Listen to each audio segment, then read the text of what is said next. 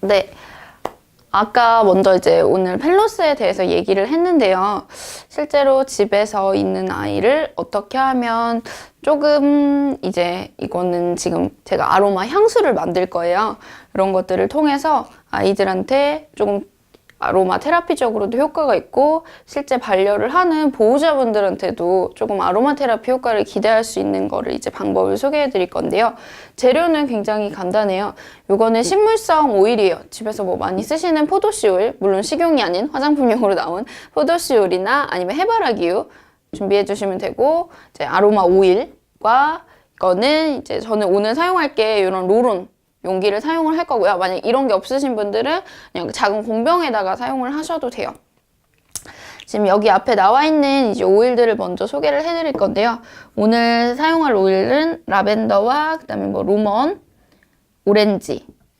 일단 라벤더 같은 경우에는 이제 실제 많은 분들이 알고 계신 것과 같이 실제로 반려동물한테 적용을 했을 때 후각적으로 심리적인 안정도 되고 아이들이 좀 편안함을 느낄 수 있는 오일 중에 하나죠. 그리고 이 카모마일 로먼 역시 좀 환견이라던가 노령견 아이들은 밤낮이 바뀌는 경우가 굉장히 많아요. 약간의 치매성 질환이 오거나 아니면 아픈 아이들은 특히나 밤에 많이 잠을 못 자는 경우가 많죠. 좀 그럴 때 이 카모마일 로먼을 발향을 해줄 경우에는 심리적으로 안정도 되지만 좀 숙면을 취하는 데 굉장히 도움이 많이 되는 오일 중에 하나예요. 그래서 이 카모마일 로먼과 그리고 뭐 오렌지나 아니면 그레이프 같은 요 오렌지 계열의 오일 같은 경우에는 반려동물한테 썼을 때 실제 적용했을 때 좀 소화기계 를 자극시켜주는 효과도 있고요. 그래서 밥을 안 먹는 아이들이 왜냐면 나이가 먹게 되다 보면은 소화 기능이 자연스럽게 떨어지다 보니까 배변 활동이 잘 원활하지 못하게 되면서 실제 음식물을 먹는 거에 대해서 거부하는 아이들이 있을 수 있어요. 그리고 아프다 보면은 특히 뭐 이가 아프다거나 아니면 배가 속이 안 좋아서 이제 밥을 못 먹는 아이들, 그럴 때 이 오렌지나 그레이프 같은 것들을 발향을 해주시게 되면은 소화기를 자극시켜서 식욕을 당기게 하는 효과도 있고요. 실제 이런 오일 같은 경우는 겨울철 면역력 아이들 좀 후각적으로도 도움이 돼요. 그래서 이렇게 3가지 정도의 오일을 사용을 할 거예요. 이제 요거는 현재 10ml 정도 되는 이제 롤 용기인데 집에서 사용을 하실 때는 우리 그냥 집에서 쓰는 밥수저, 밥스푼 같은 걸로 이 식물성 오일을 한 스푼 반 정도 떨어뜨리면 약 5g 정도, 5ml 정도가 되거든요. 그래서 그냥 공병 같은 용기에다가 그렇게 오일 떨어뜨리고 그다음에 식물성 오일 넣고 그다음에 이렇게 아로마 오일을 넣어주시면 돼요. 5g 정도 넣으실 때는 아로마 오일을 약 3방울에서 4방울 정도 넣어주시면 돼요. 그래서 보통 3가지 사용을 하실 때는 뭐 한 라벤더 2방울, 로먼 하나, 오렌지 1방울 이렇게 넣어주시면 되고요. 저 같은 경우에는 지금 현재 10ml이기 때문에 조금 더 오일을 많이 넣을 거예요. 만드시는 방법은 굉장히 간단해요. 그냥 이거 넣고 섞어주시기만 하면 되거든요.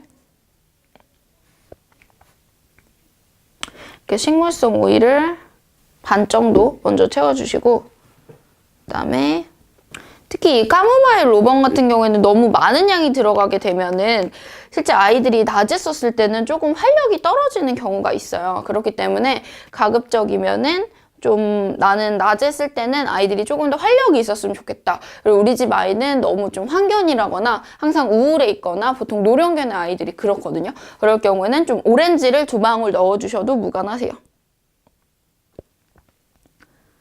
아까 저 같은 경우에는 라벤더 2방울, 뭐 로먼 하나, 오렌지 하나 이렇게 추천을 드렸는데 우리 집 아이는 조금 활력이 덜 하거나 아니면 너무 밥을 잘 안 먹거나 그럴 경우에는 오렌지 2방울, 로먼 하나, 라벤더 하나 이렇게 하셔도 되고요. 일반적으로 그냥 집에서 쓰실 때는 무난하게 쓰실 때는 라벤더 2방울, 로먼 하나, 오렌지 하나 이렇게 쓰시면 돼요. 5ml 기준. 10ml 만드실 때는 요 2배 양으로 하시면 되는데 사실 이렇게 5ml 만들어두면 굉장히 오래 쓰는 편이에요.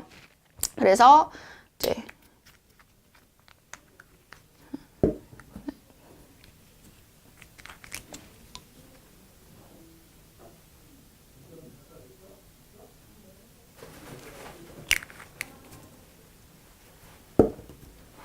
그리고 아로마 오일을 다 넣었으면 다시 식물성 오일로 반 정도 채워주시면 돼요. 실제로 노령견이라던가 이제 아픈 아이들, 죽음을 앞둔 아이들 같은 경우에는요, 보호자분들이 그 아이에 대해서 걱정하는 그런 마음들을 아이들은 실제로 다 느끼거든요. 강아지의 후각은 굉장히 사람보다 많이 뛰어나다고들 흔히들 알고 계시죠. 실제로 미국 같은 경우에는 암 환자를 찾을 때 강아지의 후각을 이용해서 찾는다고도 해요. 그만큼 아이들의 후각은 인간보다 훨씬 더 많이 수치로 치자면 약 1억 배 정도가 뛰어나다고 해요. 물론 견종의 차이는 있겠지만. 그래서 그런 아이들이 아픈 아이들인데 불구하고 집에서 아픈 강아지를 키우시는 혹은 아픈 고양이를 키우시는 보호자분들 경우에는 그 보호자분들 자체가 굉장히 항상 걱정이 가득하고 상심이 많은 경우가 많아요. 언제 떠날지 모르는 아이에 대한 그런 기분을 실제 나만 느끼는 게 아니라 그게 강아지, 고양이한테도 훨씬 더 많은 영향을 미치거든요. 그렇기 때문에 이런 아로마 테라피를 실제 이렇게 이용을 하시면 아이들한테 발라주실 때는 이 귀 옆쪽, 귀 옆부분에다가 발라주시면 돼요. 그리고 이 턱 아래쪽 이렇게 발라주시면 효과는 약 1시간에서 2시간 정도 효과가 되고요. 그리고 저 같은 경우에는 늘 항상 사람한테도 많이 발라주라고 말씀을 드리는 편이에요. 사람한테 바르실 때는 이 손목 이나 이런 데 발라주시는 거예요. 그러면은 아이를 만질 때 있어서 내가 이 아이를 만질 때 후각적으로 아이가 심리적으로 편안하고 기분 좋은 향을 향상받겠죠. 맨날 엄마가 걱정만 하고 아이가 언제 죽을지 모르는 그 불안함을 항상 하게 되다면요. 아이도 이 살아있는 시간 동안 굉장히 힘든 경우가 훨씬 더 많아요. 이 보호자를 향한 미안한 마음부터 그리고 본인이 아픈 거에 대한 스스로에 대한 그런 상심감. 그렇기 때문에 아픈 아이를 키우시는 보호자분들은 항상 보호자분들 마인드가 저는 굉장히 더 많이 중요하다고 생각을 해요. 아이를 대할 때 태도라던가 뭔가 그런 미안하고 이 아이를 불쌍하게 보는 느낌보다는 이 아이가 살아있는 동안 조금 더 긍정적인 효과를 주는 게 아이가 살아있는 시간에도 아픈 아이지만 조금 더 기분 좋게 노령견의 아이지만 얼마 생을 남기지 않은 아이지만 조금 더 기분 좋게 좋을 수 있을 거라고 생각을 해요.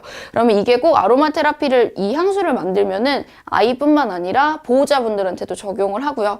그리고 실제로 아이가 아픈 아이거나 노령견의 아이가 세상을 떠나게 돼서 이제 내 품에 더 이상 없을 때도 아이가 썼던 이 향기를 맡으면서 기억을 하면서 보호자분들의 실질적으로 심리적인 치료에도 효과가 있어요.